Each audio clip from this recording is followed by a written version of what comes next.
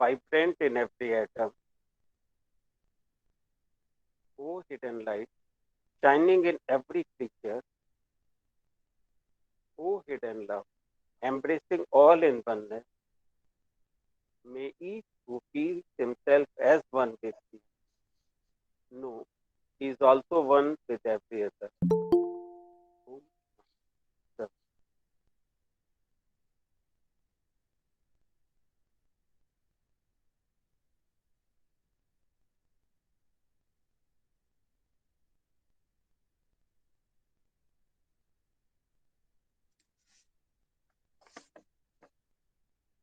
आप सभी का शंकर लॉज दिल्ली की वीकली मीटिंग में बहुत बहुत स्वागत है।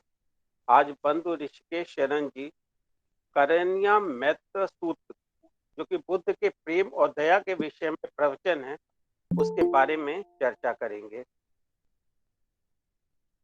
बंधु ऋषिकेश शरण जी के बारे में बताना चाहूंगा कि इन्होंने पटना विश्वविद्यालय से भौतिक विज्ञान फिजिक्स में एमएससी की डिग्री प्राप्त की थी। वह 1975 बैच के आईएएस ऑफिसर हैं तथा 2011 में महानिदेशक केंद्रीय उत्पाद शुल्क, सीमा शुल्क एवं सेवा कर के पद से सेवा मुक्त हुए। तत्पश्चात भारत सरकार ने उन्हें 2012 में अपने विभाग का मुंबई में लोकपाल बनाया तथा वे इस पद पर सन 2014 तक रहे। बंधु शरण ने 1970 में थियोसॉफिकल सोसाइटी ज्वाइन की थी और तब से वह थियोसॉफिकल सोसाइटी के माध्यम से सेवा कार्य से जुड़े हैं। इन्होंने बुद्धा की टीचिंग्स पर सर्वाधिक कार्य किया है और इन्होंने 14 किताबें लिखी हैं, 14 बुक। इनकी लेटेस्ट बुक कर्म से पुनर्जन्म है और कई प्रचलित पुस्तकें जैसे लाइट ऑफ एशिया आदि का इन्होंने हिंदी में अनुवाद भी किया है। धम्मपाद गाथा एवं कथा 4 वॉल्यूम में सुंदर सचित्र पुस्तक हिंदी में व इंग्लिश 3 वॉल्यूम्स में लिखी है।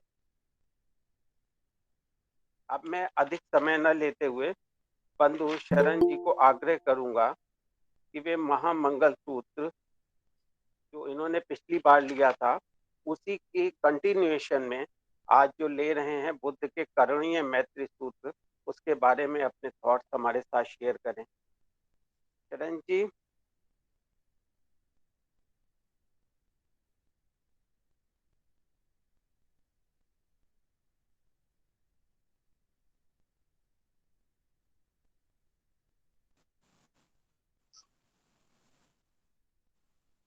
हेलो। हेलो।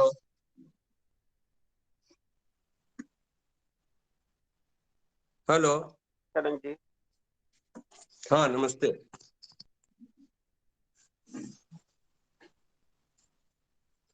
मेरे प्यारे भाइयों और बहनों,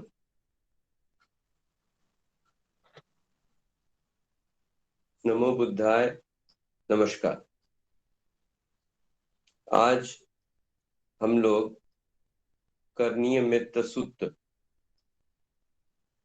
का अध्ययन करने जा रहे हैं।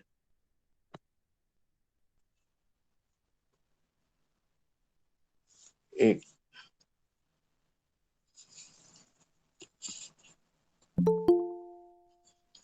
करणीय, करणीय का क्या अर्थ? करणीय अर्थ जो करने योग्य हो। जैसे नीय शब्द का अर्थ होता है योग्य, जैसे आदरणीय, आदर करने योग्य। पूजनीय, पूजा करने योग्य। उसी प्रकार करणीय का अर्थ है करने योग्य। तो करणीय मित्ता, मित्ता का अर्थ पाली में होता है मैत्री। मेरी जो समझ है, मैत्री, करुणा, मुदिता, इसमें क्षमा भी आएगा, इसमें सहनशीलता भी आएगी, सभी कुछ को मिला करके मित्ता। मित्रता से समझिए कि ये शब्द बना है मित्ता। तो करणीय, करने योग्य मित्ता मतलब प्रेम, दया, करुणा, मैत्री, मुदिता। इस पर जो आधारित सूत्र है वह हुआ अर्थ के अनुसार करणीय मित्त सूत्र। करणीय मित्त सूत्र की पृष्ठभूमि क्या है? आप में से कुछ लोगों ने, जिन्होंने धम्मपद का अध्ययन किया होगा, आपने देखा होगा कि चित्तवर्ग में एक कहानी आती है। उस कहानी के अनुसार कुछ भिक्षुगण जंगल में जाते हैं तपस्या करने, लेकिन जाकर जब वे वृक्ष के नीचे वहां ध्यान करने के लिए बैठते हैं, then the tree spirits find themselves as disturbed, and then they start the process of making different pictures। वो आधा कटा हुआ शरीर, किसी का हाथ कटा हुआ, किसी का पैर कटा हुआ, नंग धड़ंग, इस तरह से भूत पिशाच का रूप लेकर वो उन भिक्षुओं के सामने उपस्थित होते हैं और उनको भयभीत करने की कोशिश करते हैं। भिक्षुगण भयभीत हो जाते हैं और भयभीत होकर वापस चले आते हैं। भगवान बुद्ध उनसे पूछते हैं कि क्यों तुम वापस आ गए। वे पूरी घटना का वृतांत सुनाते हैं और कहते हैं कि अब हम लोग वहां नहीं जाएंगे। बुद्ध उन्हें समझाते हैं कि आपको वहां अवश्य जाना चाहिए, अवश्य जाना चाहिए, और इस बार आप लोग इसलिए असफल रहे, आप वहां पर नहीं टिक पाए, क्योंकि आप अस्त्र शस्त्र से सुसज्जित होकर नहीं गए थे।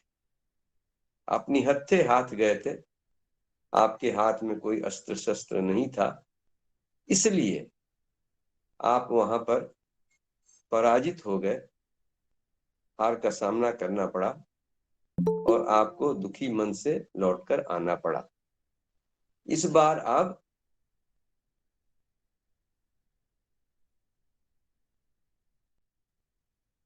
कौन सा अस्त्र शस्त्र, भिक्षुओं ने पूछा। तब भगवान बुद्ध ने उन्हें करणीय मित्त सूत्र का पाठ बताया, अर्थात the discourse on loving kindness. इस सूत्र में प्राणी मात्र के प्रति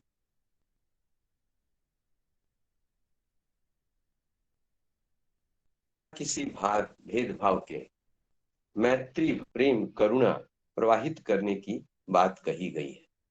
जैसे हम लोग कहते हैं अपने फर्स्ट ऑब्जेक्ट में, to make a nucleus of the universal brotherhood of humanity without distinction of caste, creed, sex, colour और रेस।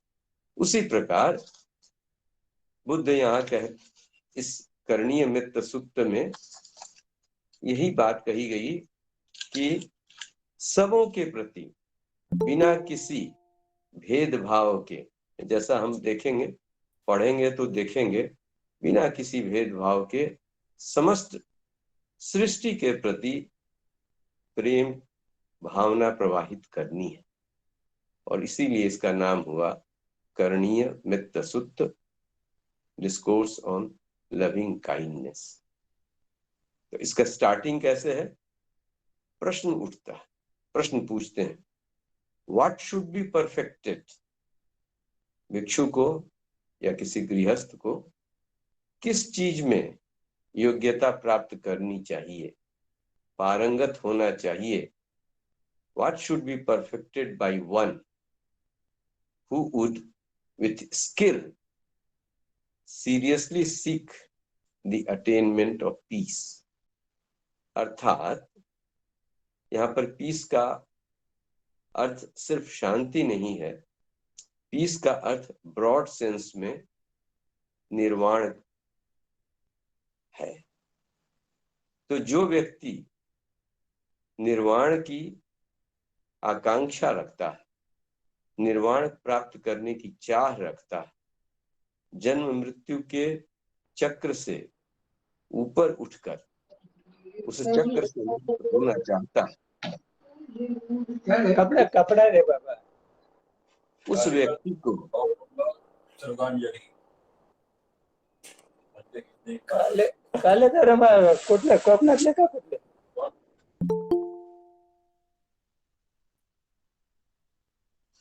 उस व्यक्ति को क्या करना चाहिए, उस व्यक्ति को क्या करना चाहिए, इसी प्रश्न का उत्तर यहाँ दिया गया है। बोध गया में प्रातः काल और संध्या वेला में जो महाबोधि महाविहार में प्रतिदिन अर्चना, वंदना, पूजा और मंत्रोच्चार किया जाता है, इस पुस्तक में जो दिया हुआ है, सुबह शाम दोनों शाम उसमें करणीय मित्र सूक्त का भी पाठ किया जाता है। इसी प्रकार इसी पतन सारनाथ वाराणसी में जहां पर बुद्ध ने अपने प्रथम पंचवगीय भिक्षुओं को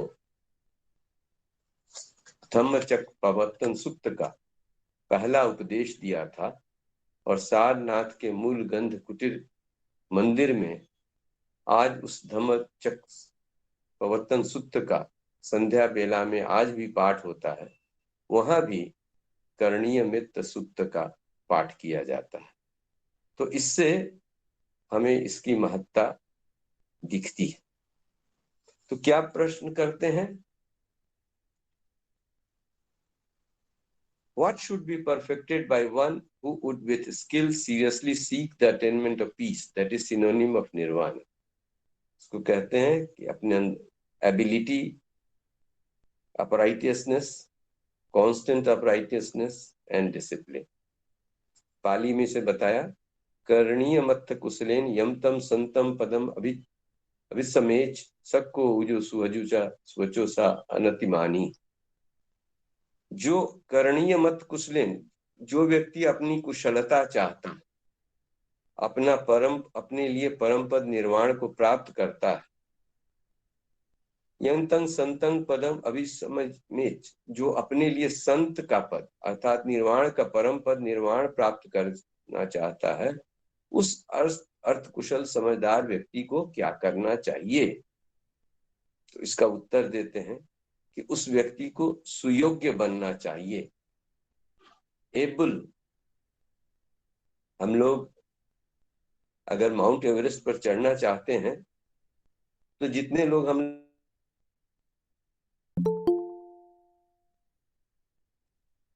हमें जाकर के माउंटेनियरिंग इंस्टीट्यूट दार्जिलिंग में ट्रेनिंग लेनी पड़ेगी, अपने आप को प्रशिक्षित करना होगा, अपने आप को उस योग्य बनाना होगा, और तभी हम माउंट एवरेस्ट की यात्रा कर सकते हैं। उसी प्रकार बुद्ध बताते हैं कि जो व्यक्ति निर्वाण को प्राप्त करना चाहता है, उसको अपने को उस या निर्वाण की यात्रा के लिए अपने आप को योग्य बनाना होगा। पहला कंडीशन, वह सुयोग्य बने, सरल बने, सरल बने, सरल ही नहीं बने, अति सरल बने, अति सरल बने, सुभाषी बने, मधुर वाणी वाला बने। बुद्ध के विषय में आपको याद होगा, मैंने कई बार बताया पहले कि बुद्ध से एक बार एक ब्राह्मण ने जाकर प्रश्न किया कि भगवान, आप जब कभी कुछ प्रवचन देते हैं, लोगों को संबोधित करते हैं, तो ऐसा प्रतीत होता है कि आपकी वाणी से कमल की सुगंध निकल रही है। तो ऐसा क्यों है कि आपकी वाणी से जो भी शब्द निकलता है उसको सुनने वाले को लगता है जैसे उससे कमल की सुगंध निकल रही है? इसका कारण क्या है? आप मेरी शंका का समाधान करें। बुद्ध का प्रश्नों का उत्तर देने का अपना अनूठा ढंग था। कभी कभी प्रश्नों का उत्तर प्रत्युत्तर प्रश्न द्वारा ही करते थे। तो इस बार भी उन्होंने उस ब्राह्मण से पूछा, तुम जानते हो इस संसार में सबसे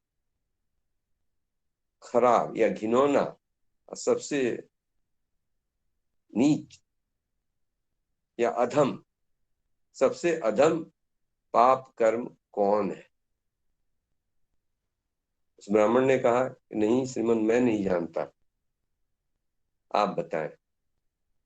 तब बुद्ध ने कहा कि मानव शरीर धारण करने के बाद मानव जब जन्म मृत्यु के चक्र में बंधा रहता है, उस क्रम में बहुत सारे उसको पाप पुण्य करने पड़ते हैं, और जो सबसे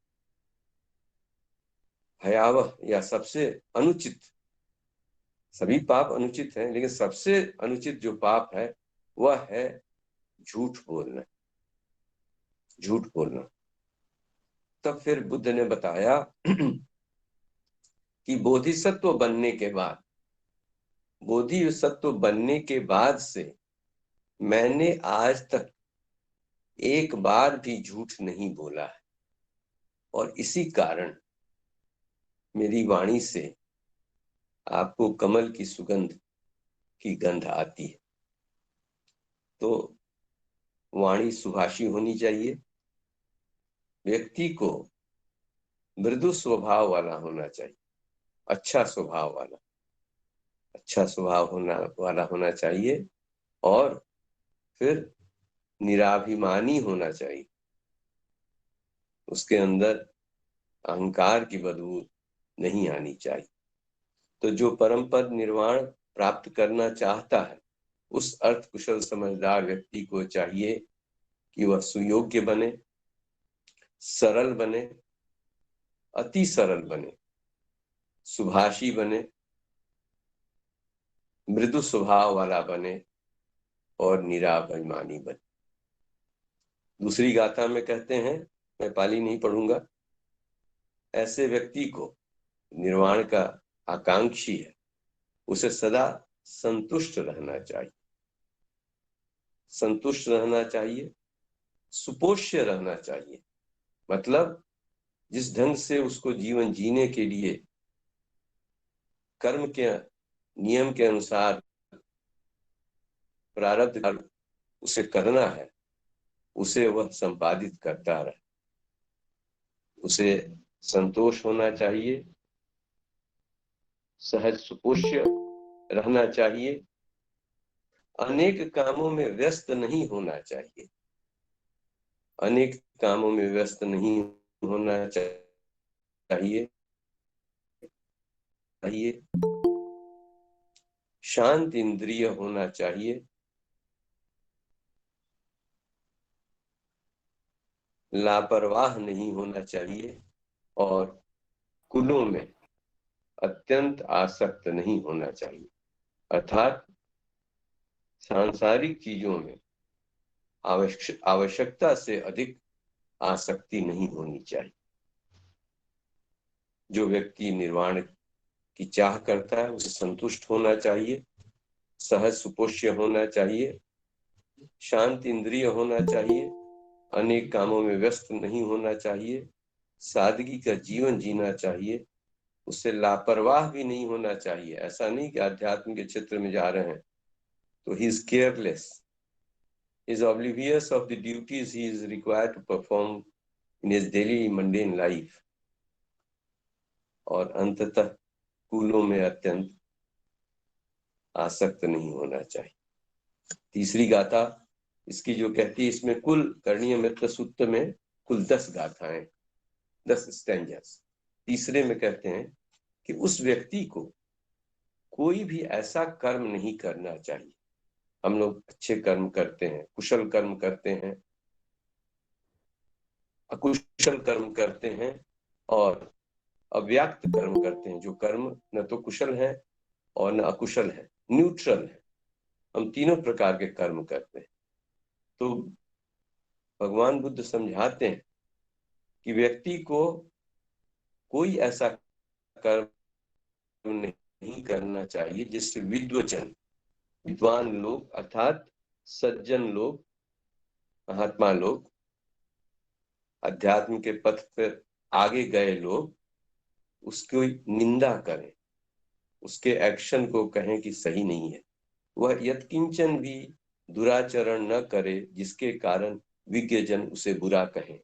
वह अपने मन में सदैव यही मैत्री भावना रखे, हमेशा मैत्री भावना रखे कि सभी प्राणी निर्भय हों, क्षेम युक्त हों, सबों को अगर गलती करें तो माफ करें। सभी सत्य भवन्तु, सबों को सत्य की का अवलोकन हो, सभी सुखी हों, सभी सत्य सुख का लाभ करें। इसके बाद अगली गाथा में समस्त प्राणी के बारे में कहते हैं कि प्राणी स्थावर हो या जंगम, अर्थात स्थिर रहने वाले प्राणी हो या चलायमान हो, स्थावर हो या जंगम हो, दीर्घ हो, महान हो, मध्यम हो, ह्रस्व हो, सूक्ष्म हो या स्थूल हो, बड़े हो या छोटे हो, मोटे हो या पतले हो, इतना ही नहीं, जो दूर बसते हो प्राणी और जो नजदीक बसते हैं, दोनों, जो दृश्य हैं और जो अदृश्य हैं, जिनका जन्म हो चुका है और जिनका जन्म नहीं हुआ है, सभी प्राणियों का भला हो, सभी प्राणी सुखपूर्वक रहें, किसी का भी बुरा ना हो, सभी जो दृश्य हो अदृश्य हो, दूर बसते हो अदूर समीप बसते हो, उत्पन्न हो या उत्पन्न होने वाले हो, सभी सुखी सत्य ही हो, सभी सत्य ही सुखमय हो।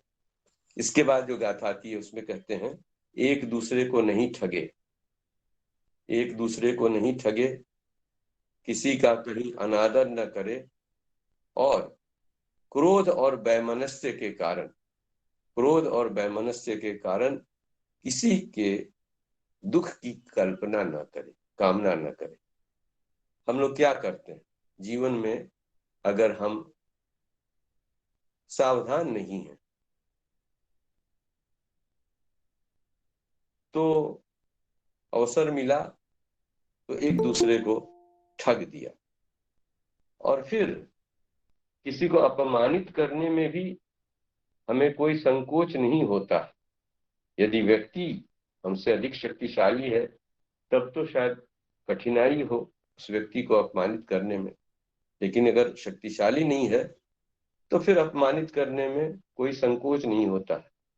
तो बुद्ध कहते हैं कि किसी को नहीं ठगे, किसी को अपमानित न करे, और क्रोध तो बहुत ही सामान्य सी चीज है।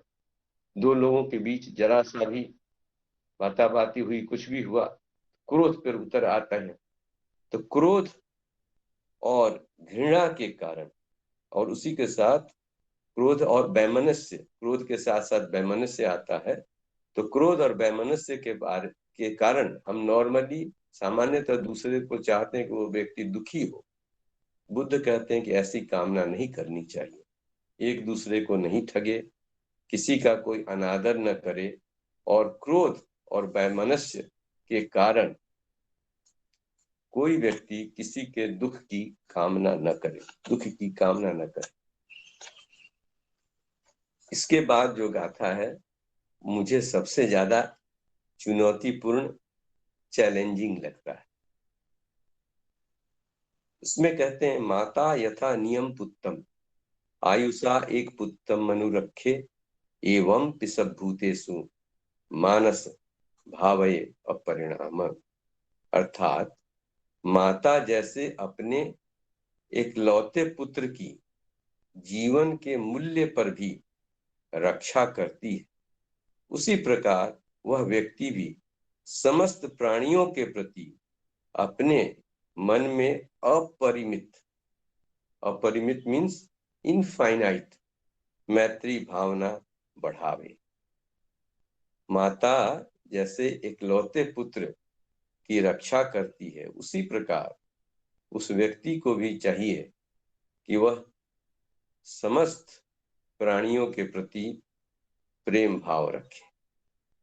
तो मुझे तो सबसे चुनौतीपूर्ण इस सूत्र में, करणीय मत सूत्र में सबसे चुनौतीपूर्ण यही गाथा लगती है। इस पर हम लोग स्पष्टीकरण बाद में करेंगे, विस्तृत चर्चा बाद में करेंगे। अभी पहले गाथा को पढ़ लेते हैं। उसके बाद आता है मित्तंच सब लोकस्मिन् मानसम भावये अपरिमाणम उद्धम अधो तिरियम च असंबंधम अवेरम सुपतम। यह जो मैत्री भावना है, यह बिना किसी रिजर्वेशन के, अर्थात ये मेरे भाई हैं, ये मेरे बंधु हैं, ये मित्र हैं, ये मेरे पति हैं, ये मेरी पत्नी है, ये संबंधी हैं, तो ऐसा नहीं कि इनके प्रति ही हम अपना प्रेम भाव रखते हैं। हम सबों के प्रति बिना किसी बाधा के, without any limit, without any condition, without any barrier, unlimited, अपरिमित,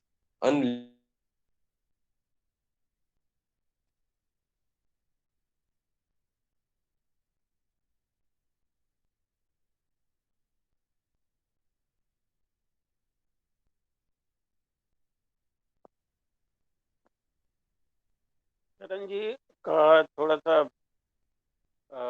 ऑफ हो गया है स्पीकर, या कनेक्शन में कुछ गड़बड़ी, अभी आ रहे हैं कुछ सेकंड्स में, प्लीज वेट।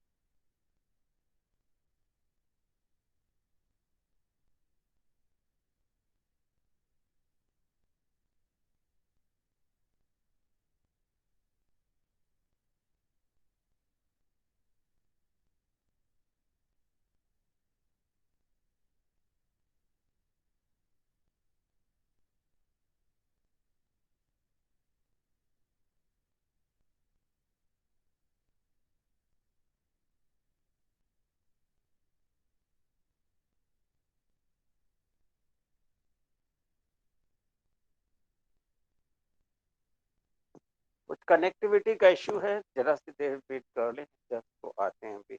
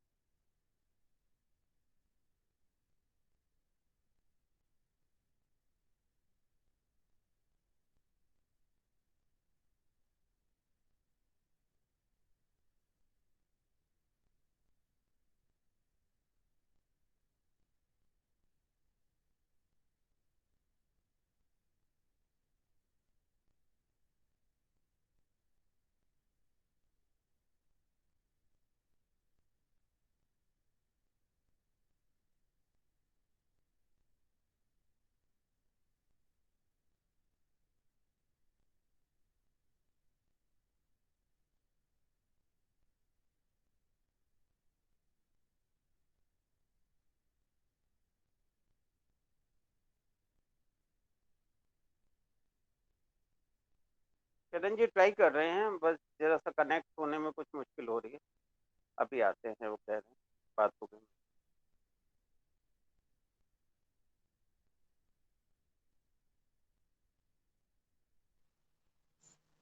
हेलो।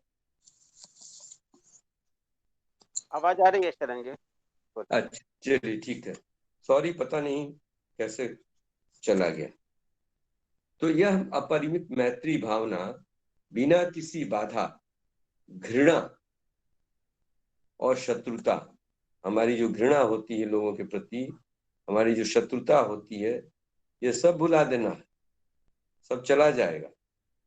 घृणा और शत्रुता के ऊपर नीचे आड़े तिरछे समस्त लोगों में व्याप्त करना है।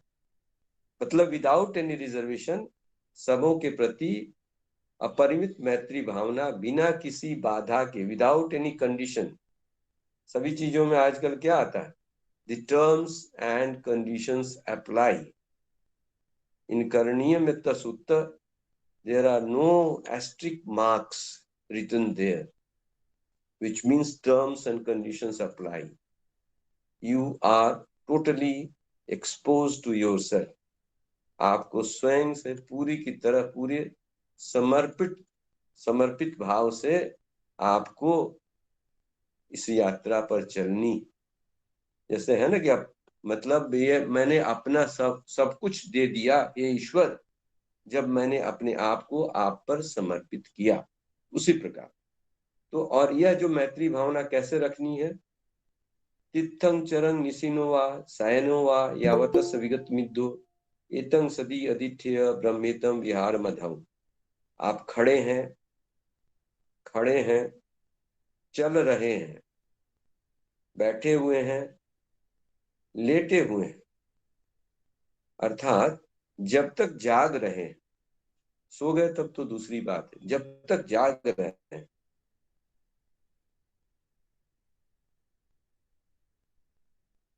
मैत्री भाव की स्मृति होनी चाहिए। खड़े हुए, चलते हुए, बैठे हुए, लेटे हुए, अथवा जब तक जागते हैं तब तक इसी प्रकार मैत्री भाव स्मृति बनाए रखें। और इसी मैत्री भाव स्मृति को ब्रह्म विहार कहते हैं। बुद्ध कहते हैं इसी को ब्रह्म विहार कहते हैं। फिर अंत में बताते हैं, ऐसा करने वाला नर,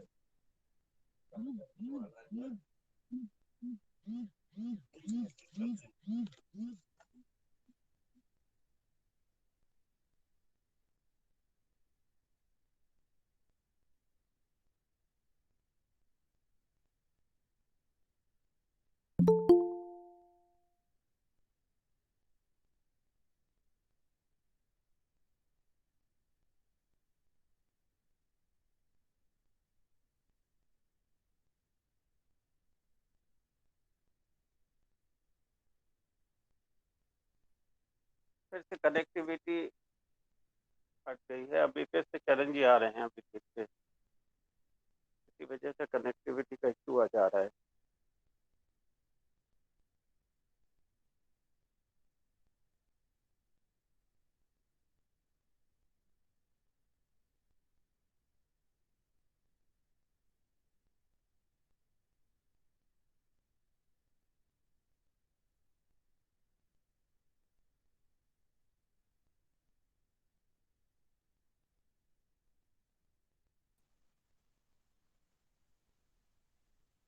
हेलो, ऐसा करने वाला नर, जो व्यक्ति इसे फॉलो करता है लाइफ में, वह कभी भी जीवन में मिथ्या दृष्टि में नहीं पड़ेगा। मिथ्या दृष्टि में नहीं पड़ेगा, वह शीलवान होएगा और विशुद्ध दर्शन प्राप्त करेगा जीवन में, और अपने जीवन से तृष्णा का नाश करके अंत में जन्म मृत्यु के चक्र से मुक्त हो जाएगा। तो ये करणीय सूत्र, मित्र सूत्र बुद्ध का है, जिसे उन्होंने दिया था और भिक्षुओं को कहा कि तुम इस सूत्र का पाठ करते हुए वन में प्रवेश करो, फिर देखो क्या होता है।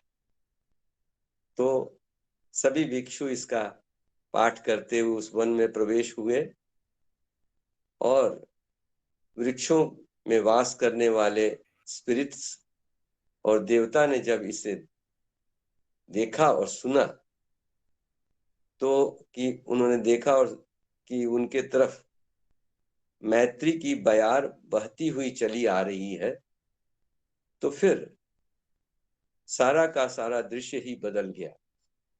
उन्होंने बहुत प्रेम से उनका स्वागत किया और वे भिक्षुगण वहां पर अपनी तपस्या सफलतापूर्वक करने में सफल हुए।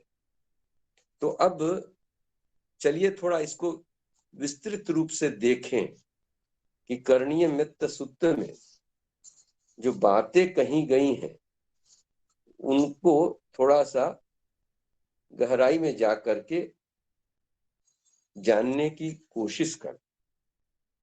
और मैं इसमें चाहूंगा,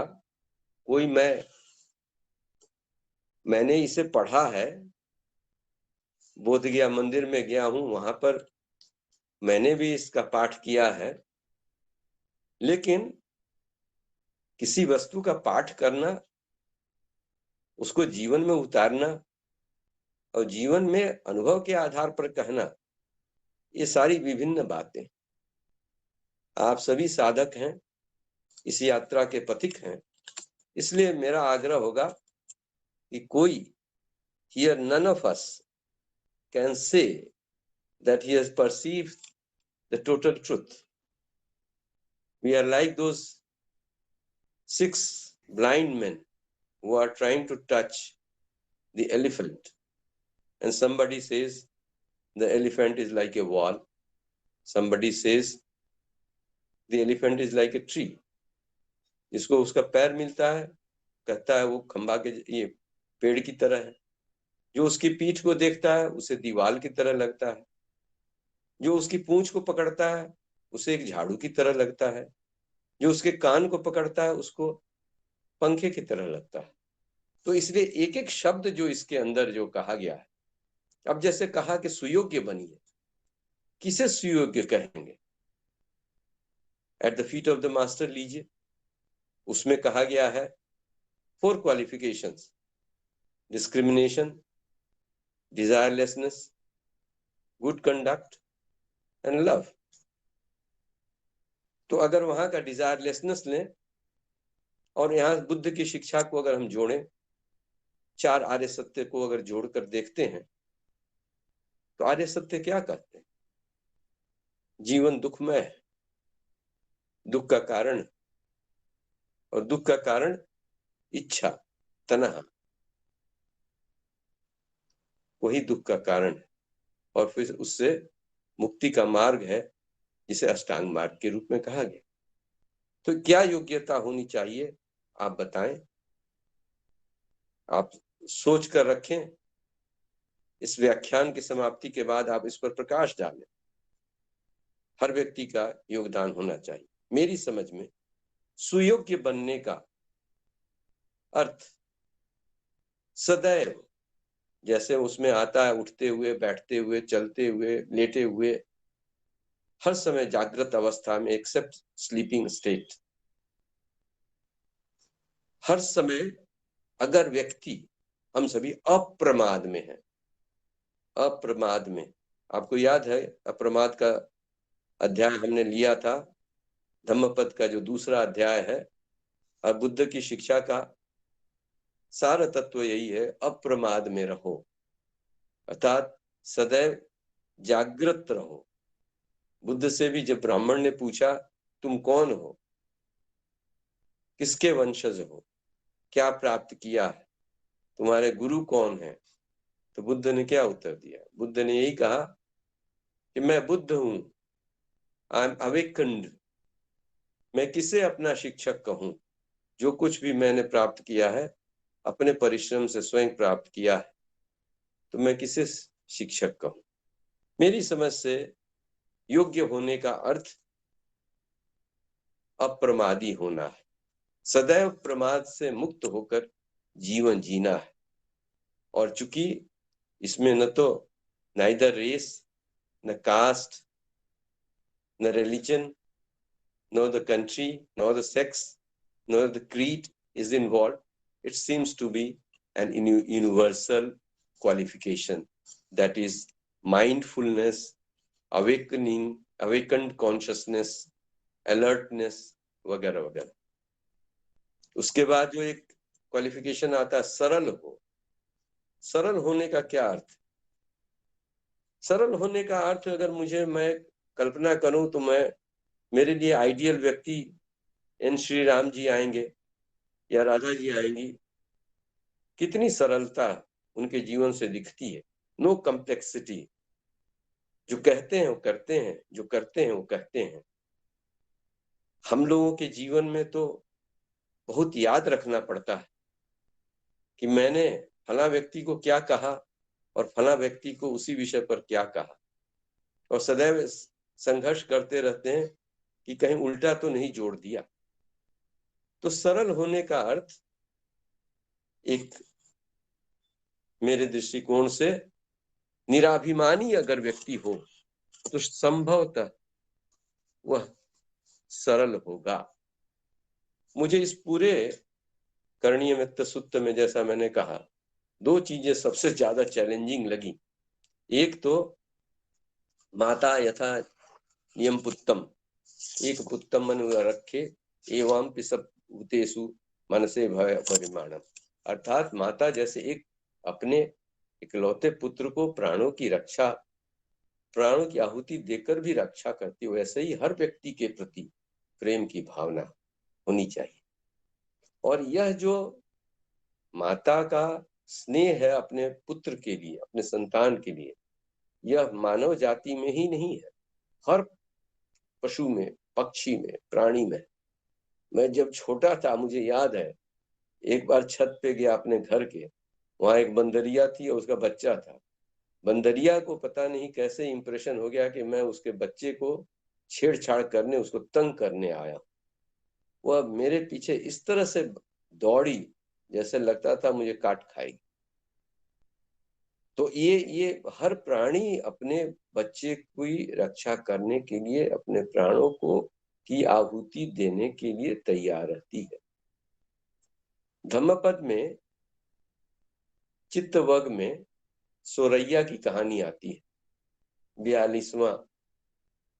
42वीं गाथा है। उसमें कहानी है कि सोरैया नाम का एक युवक एक बार महाकच्चायन भंते को देखता है, जिनका शरीर का रंग बहुत सुंदर है, और कल्पना करता है कि काश मेरी पत्नी का रूप भी ऐसा ही होता है। और उसी समय उसके शरीर में परिवर्तन आ जाता है और फिर वह स्त्री बन जाता है। उसकी शादी होती है, उसके 2 पुत्र होते हैं। फिर समय का चक्र होता है, वह भिक्षु बन जाता है, उसके पुराने कर्म समाप्त हो जाते हैं, भिक्षु बन जाता है, अरहत हो जाता है, सब कहानी खत्म हो जाती है। उससे भिक्षुगण प्रश्न पूछते हैं कि तुम पुरुष के रूप में 2 पुत्रों के पिता थे और तुम स्त्री के रूप में 2 पुत्रों की माता थे, तुमको किन पुत्रों से ज्यादा प्रेम था?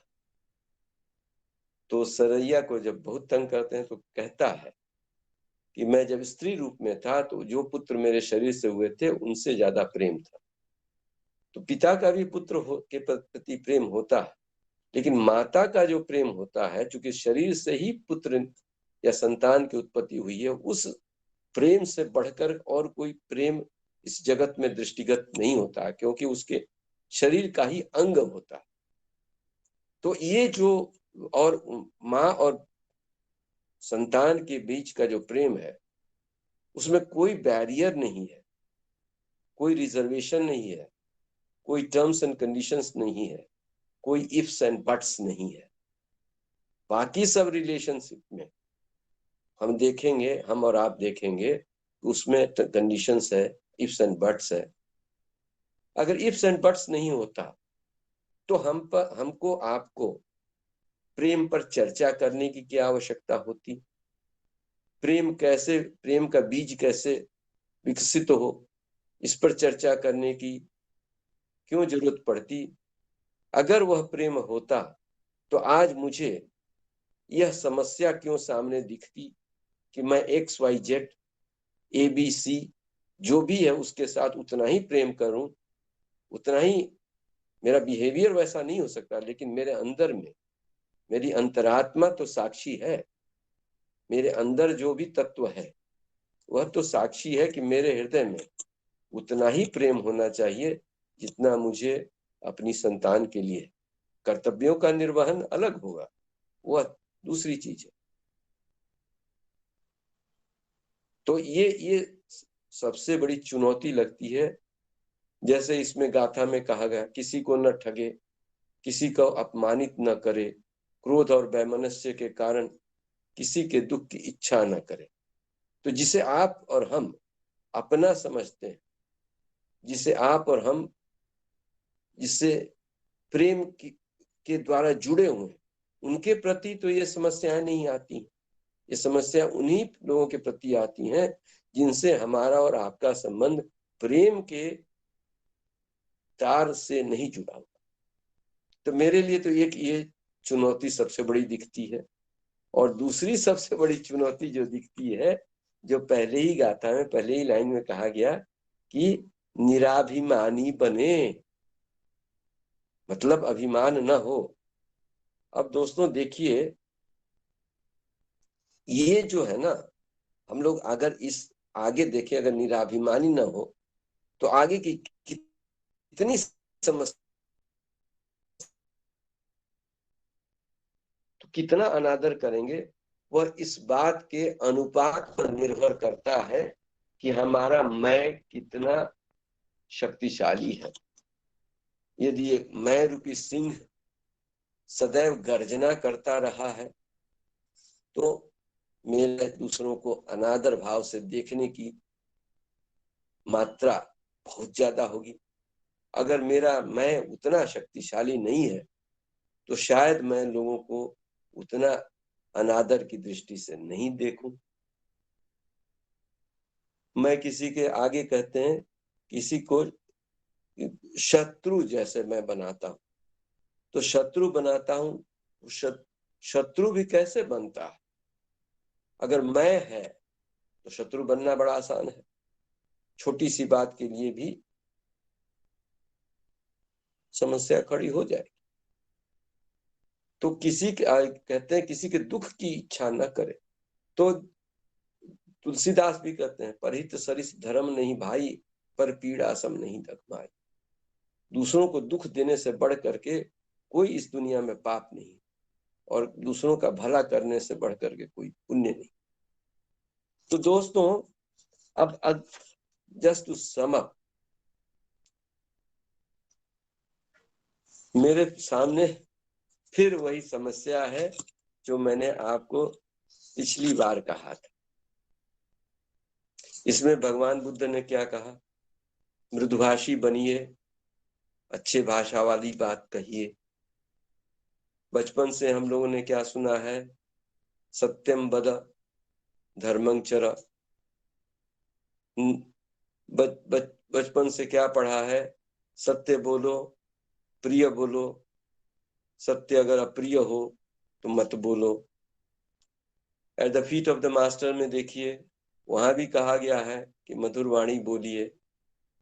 लाइट ऑफ एशिया में देखिए, वहां भी कहा गया है कि जैसे एक राजा का राजमहल खुलता है वैसे ही, और कभी कभी राजा के दर्शन होते हैं, उसी प्रकार हमारी वाणी भी संयमित होनी चाहिए। हर जगह बुद्ध के पंचशील को देखिए तो उसमें भी अच्छे भाषा, मृदु भाषा का जिक्र है। संसार का कोई साहित्य नहीं है, कोई धर्म नहीं है, कोई महापुरुष नहीं है जो इसके लिए आग्रह नहीं करता। फिर भी ऐसा क्यों है कि हर बार, और ऐसा भी नहीं कि हम नहीं जानते हैं कि हमारी वाणी मधुर होनी चाहिए, प्रेममय होनी चाहिए, दया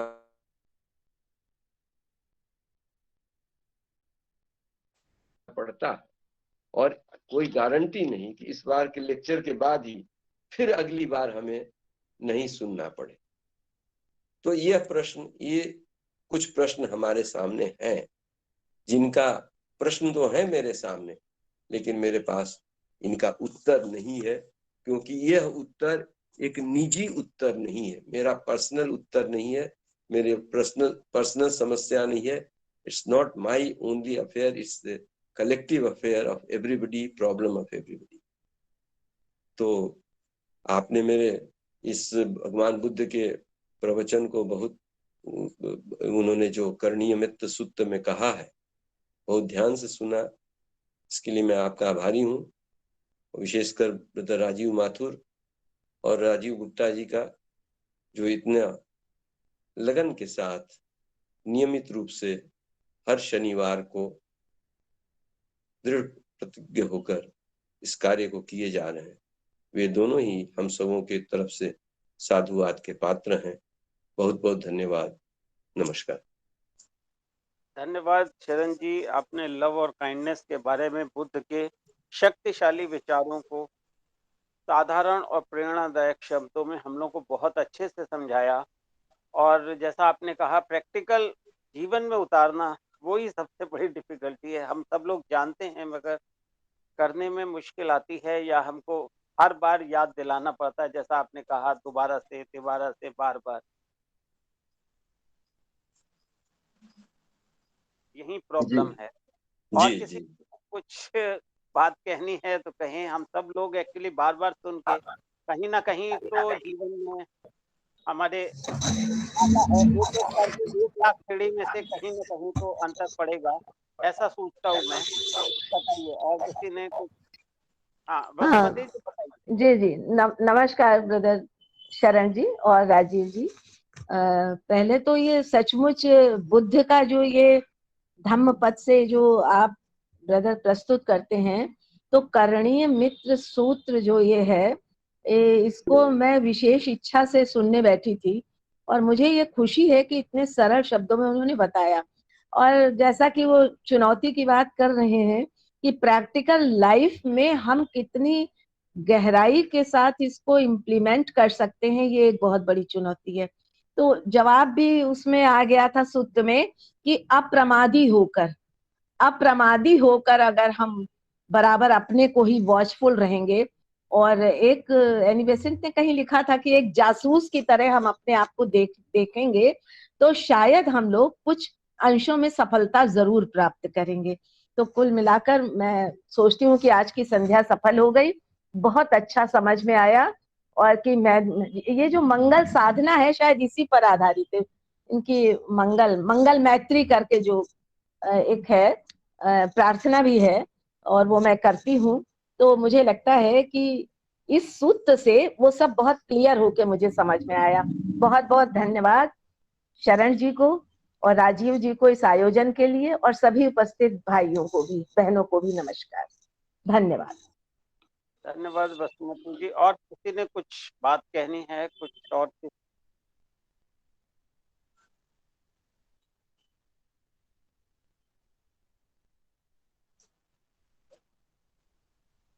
मुझे लगता है कि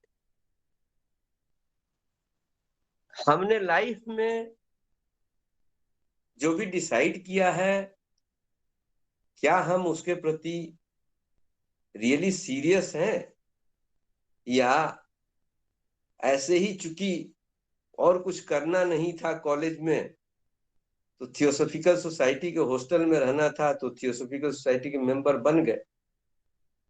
तो अगर यही रहा, तो जैसे अब उदाहरण के लिए देखिए, धम्मपद में जिक्र आता है, एक महिला प्रवचन सुनने जाती है, बहुत धनी महिला। तो जब वो प्रवचन सुनने जाती है, इधर चोर डाकुओं को पता चल गया कि वो गई है प्रवचन सुनने, तो आ करके बहुत धनी है, तो उसके घर में चोरी करने लगते हैं। तो उसके नौकर जा करके उसको कहते हैं कि मालकिन, सब चोर आए हुए हैं, जितना आपका कॉपर का क्वाइंस था सब उठा के ले जा रहे हैं। कहा कि छोड़ो, चुपचाप जाओ, मैं अब प्रवचन सुन रही हूँ। फिर कुछ समय के बाद आता है, कहता है नौकर सब कि आपके जितने चांदी के सामान है और सिक्के हैं सब ले जा रहे। डांटती है खबरदार तुम जो हो आकर के मुझे तंग करते हो, खबरदार तंग किया। फिर चले जा, तीसरी बार फिर सोने का लेकर आते, तुम्हारा आपका सारा सोना उठा के ले गए, क्योंकि मैंने तुमको कह दिया था कि मैं प्रवचन सुन रही हूं और तुम बार बार आकर मुझे तंग कर रहे हो, मैं जानती हूं कि तुमको कैसे ठीक किया जाता है। तो प्रश्न यह है कि क्या हमारे जीवन में यह जो अध्यात्म है, मैं से मुक्ति की समस्या है, या माता के रूप में व्यवहार करने की बात है, क्या यह एक थियोरिटिकल चीज है जो हफ्ता में एक दिन कभी पढ़ी गई, सुनी गई, चर्चा हुई तो हो गया, उसके बाद बाकी दिन के लिए रह गया? राधा जी ने एक मुझे कहानी सुनाई थी, बड़ी अच्छी लगी। वो बताई कि कोई प्रवचन हो रहा था, तो जो प्रवचन दे रहे थे उन्होंने भगवान श्री कृष्ण का वर्णन शुरू किया। वो रहता है, इतना सुंदर है, मोर मुकुट है और ऐसे आभूषण, कानों में कुंडल और गले में हीरे की माला और यहाँ पे बाजू में ये। तो जितने श्रोतागण थे उसमें एक डाकू चोर भी बैठा हुआ था। तो वो भीतर ही भीतर प्रफुल्लित हो रहा है कि ऐसा व्यक्ति हो, अगर मिल गया तब तो मेरे बल्ले बल्ले, सारा का सारा धन हो जाएगा। तो जब प्रवचन समाप्त हो गया तो जा करके वाचक महोदय से कहा कि आप बताइए कि ऐसा व्यक्ति का वर्णन तो किए, वो मिलेगा कहाँ? तो वो उसको टालने के लिए उसने कह दिया, जाओ जाओ वृंदावन में मिल जाएगा। अब वो गया सीरियसली, रात में वो वन में खोज रहा है। तो राधा जी ने बताया कि उधर से कृष्ण भगवान आकर उसके सामने उपस्थित होते हैं, कहते तुम मुझे ही खोज रहे हो? हाँ हाँ तुम्हें ही खोज रहे हैं। तो लो सारा का सारा वो जो भी पहना था दे दिया।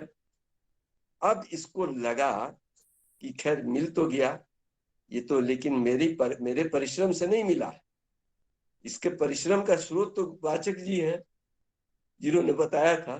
तो रात में 3 बजे जाके उनका दरवाजा खटखटाता है, गुस्से से निकलते, क्यों तंग करने आया? तो आप बताए थे ना वृंदावन। अरे क्या यार तुम भी तंग करने आ गए, बताए थे तो बताए थे, चलो चलो चलो चलो। तो आप बताइए, वो पैसे उनको देने। तो जो वाचक था वो जो कहते हो लूडो का के खेल में जैसे वो मतलब लेक्चर तो दे दिया, फिर कट के 0 पे पहुंच गया। और ये जो व्यक्ति था वो पूर्ण समर्पण के साथ वो जाकर के उसने दर्शन कर लिए। तो जीवन में क्या महत्वपूर्ण है। एक और कथा आती है संत तुकाराम की, उससे भी स्पष्ट होगा। संत तुकाराम विट्ठल के बहुत बड़े भक्त थे। विट्ठल नगरी आप जानते हैं, पंढरपुर, वहां पर विट्ठली भगवान विट्ठल का मंदिर है। 5-5, 10-10 लाख लोग पैदल पंढरपुर आते हैं, पूरे महाराष्ट्र से पैदल आकर वहां पर मंदिर में आते हैं। तो तुकाराम हर रोज जाते थे मंदिर में और जाके भगवान की पूजा करते थे। तो और चले जाते थे। कुछ दिनों के बाद तुकाराम जब नहीं दिखे तो भगवान ने सोचा क्या हो गया। तो उन्होंने अपनी दृष्टि से देखा कि इसको पीलिया हो गया, जॉन्डिस, और इसको घर पर बिस्तर पे पड़ा हुआ, कोई देखने वाला नहीं। तो बुद्ध भगवान एक बूढ़ा का रूप ले लेते हैं और जा करके उसकी सेवा करने लगते हैं। सेवा करते हैं, बड़े प्रेम से करते हैं, 1-2 महीना सेवा करने पर वो ठीक हो जाते हैं। अब तुकाराम को लगता है कि इस बूढ़े आदमी को क्या दें, कुछ नहीं है। तो कुछ सूखे फूल वगैरह पत्ते उत्ते पड़े हुए हैं, उन्हीं को मिला करके एक माला बनाते हैं और माला बना करके उस बूढ़े को देते हैं। बूढ़ा कुछ समय के बाद वहां से अंतर्ध्यान हो जाता है। अब कुछ दिनों के बाद जब पूरी तरह स्वस्थ हो जाते हैं तो तुकाराम विट्ठल के मंदिर में जाते हैं। जब प्रणाम करते हैं तो देखते हैं कि गले में वही माला पड़ी हुई है। अब सारी कथा समझ में आ जाती तुकाराम को। तुकाराम के गुस्सा का पारा नहीं है। वहां जो वार्तालाप हो रहा है भगवान में और तुकाराम कहते हैं कि आपको क्या अधिकार है, आप स्वामी हैं, मैं आपका सेवक हूं। आपको क्या अधिकार बनता है कि आप स्वामी का रोल छोड़ करके, रूप छोड़ करके सेवक का आप रूप लेते हैं? आपने ऐसा क्यों नहीं माना जाए कि आपने ऐसा करके गलती की है? तुकाराम इस तुक पे पड़े हुए, भगवान समझाने की कुछ भी कोशिश करते हैं, नहीं मानते। तब क्या करें भगवान? कहानी आती है कि तब अंततः एक ब्रह्मास्त्र छोड़ते हैं, पूछते हैं, अच्छा ये बताओ तुकाराम, दुनिया में अगर कोई व्यक्ति दुख तकलीफ में होता है तो उसके पास कौन आता है, या वह व्यक्ति किसके पास जाता है? तुकाराम ने कहा, उस व्यक्ति का जो दुनिया का प्रिय व्यक्ति होगा, अपना सगा संबंधी होगा, उसी के पास जाता है, या वही व्यक्ति आकर के उसको देखता है, सेवा करता है। तब भगवान पूछता है, तुम एक चीज का सिर्फ उत्तर दे दो, तुम्हारा इस संसार में सबसे बड़ा सगा संबंधी कौन है? अब तुकाराम क्या उत्तर दे? तुकाराम के पास क्या उत्तर था? उनका कौन सगा संबंधी? विठल से बढ़कर उनका सगा संबंधी तो कोई है ही नहीं। तो विठल कहते तो फिर मैं नहीं आऊंगा तो कौन आएगा? जब तुमने मान लिया कि मैं ही तुम्हारा सबसे बड़ा सगा संबंधी हूं, तो मैं नहीं आऊंगा तो और कौन आएगा? तो मैं इस सारी बातें जो मेरे मन में भी उठती हैं, ये सब समझिए, ये सारी बातें सिद्धांत के रूप में ही दिखती हैं और आती हैं। लेकिन इससे अगर जीवन में परिवर्तन हो तो फिर माना जाए कि सब कुछ जो भी हो रहा है वह शुभ के लिए हो रहा है। लेकिन तब फिर भगवान श्री कृष्ण गीता में कहते हैं कि लगे रहो मुन्ना भाई, लगे रहो, अभ्यास करते रहो, वैराग्य लाने की चेष्टा करते रहो, कभी न कभी तो दरवाजा खुलेगा, कभी न कभी तो जाकर के माथा पटकेंगे तो कभी न कभी तो खुलेगा। आज नहीं तो कल, नहीं तो परसों, नहीं तो तरसों, नहीं तो बरसों के बाद। तो ये मेरी समझ है। मैंने सोचा कि थोड़ा और समय लगता है कि उपलब्ध है, तो मैंने अपने विचार व्यक्त किए। धन्यवाद। धन्यवाद शरण जी, आपने बहुत अच्छे से समझाया और हम लोगों को। किसी और ने कुछ कहना है या किसी का कोई प्रश्न है तो कहें, नहीं तो समय हो गया है, अब हम लोग समाप्ति की तरफ अग्रसर होंगे।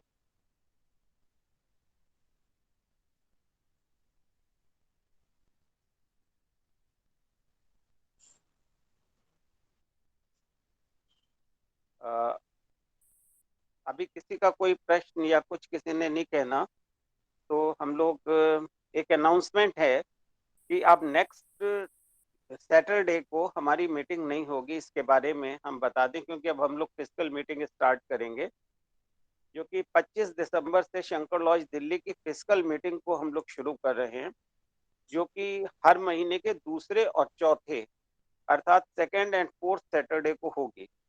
और ये हमारी जो ऑनलाइन मीटिंग चल रही है, ये जनवरी 2022 से हर महीने के पहले, तीसरे और पांचवें अर्थात फर्स्ट, थर्ड एंड फिफ्थ शनिवार को होगी। बहुत बहुत अच्छा। So thank you everyone, whoever has participated or assisted us in conducting smoothly the Shankar Lodge daily online meeting. Our next meeting shall now take place in New Year 2022 on 1st January 2022 at same time, that is 5:30 p.m. Thank you everybody.